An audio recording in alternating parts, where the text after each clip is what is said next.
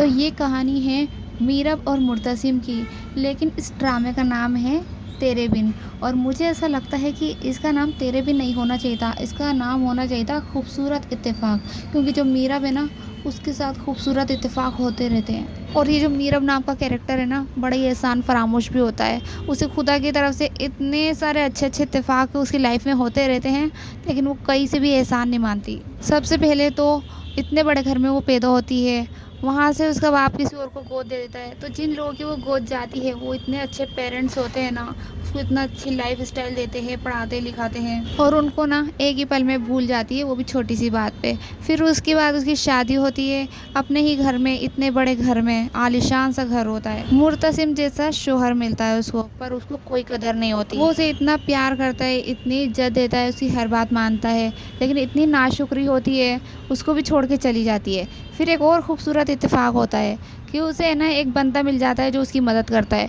फिर उससे भी बड़ा एक और ख़ूबसूरत इत्तेफाक होता है कि उसको फिर से कोई अच्छे अंकल आंटी मिल जाते हैं। भला आज के ज़माने में किसको मिलते हैं इतने अच्छे अंकल आंटी, सब फ़ायदा उठाने में लगे रहते हैं। और बेचारा मुर्तसिम उसको ना सालों तक ढूंढता रहता है, अपने बॉडीगार्ड ले लेके दर बदर उसको बेचारे को ढूंढना पड़ता है। और मीरब मैडम की एक बेटी पैदा होती है, उसका खर्चा भी वो अंकल आंटी उठाते हैं। मीरब मैडम इतनी पढ़ी लिखी होती है, लेकिन कोई जॉब वॉब नहीं करती, सारा खर्चा वो अंकल आंटी ही उठाते हैं। और वो बंदा जो उसकी मदद कर रहा था, रियल लाइफ में कहाँ मिलते हैं ऐसे लोग, नहीं मिलते भाई। मीरब मैडम को तो अकल आने से रही, लेकिन एक दिन होता ऐसा है कि उनकी बेटी जो होती है ना, वो गिर जाती है, उसे चोट लग जाती है। अब वो रास्ते में मदद मांगती फिरती है, उसके पास पैसे भी नहीं होते टैक्सी वैक्सी करने के लिए या इलाज कराने के लिए। तो देखो यहाँ पर भी एक और खूबसूरत इत्तेफाक होता है कि उसकी दोस्त उसे मिल जाती है, और जो बिल होता है ना, वो भी वही पे करती है। और अपनी दोस्त के समझाने पे उन्हें अक्ल भी आ जाती है। काश ये दोस्त पहले ही समझा देती और अक्ल आ जाती इसे। फिर ये मुर्तसिम के पास वापस लौटने का इरादा कर लेती है, अपनी बेटी को लेके जाती है। तो एक और खूबसूरत इत्तेफाक होता है